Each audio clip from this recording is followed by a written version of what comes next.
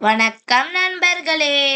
இன்று நாம் பேராசை பிடித்த நாய் என்ற சிறுகதையை பார்க்க போகிறோம். ஒரு நாய் மிகவும் பசியுடன் வீடு வீடாக சென்று கொண்டிருந்தது.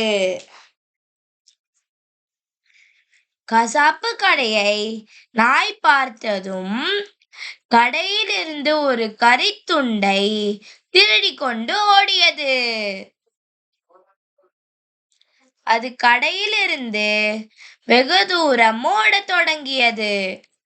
அது கறித்துண்டை எடுத்து ஆற்றின் அருகே சென்றது. அது ஆற்றை கடக்கும் போது இது கறித்துண்டை சாப்பிட இது நல்ல இடம் என்று அது நினைத்தது. ஆற்றை கடக்கும் போது அது தனது சொந்த பிரதிபலிப்பை கண்டது.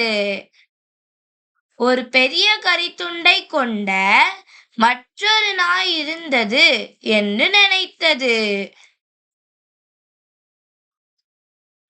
நாயின் வாய் எச்சி ஊறியது. அந்த துண்டையும் பெற விரும்பியது.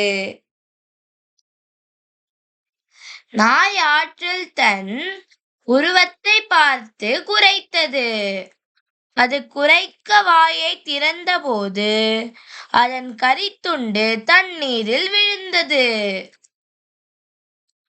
அது தனது சொந்த இறைச்சி துண்டை இழந்தபோது அது தனது சொந்த பிரதிபலிப்பு என்பதை உணர்ந்தது.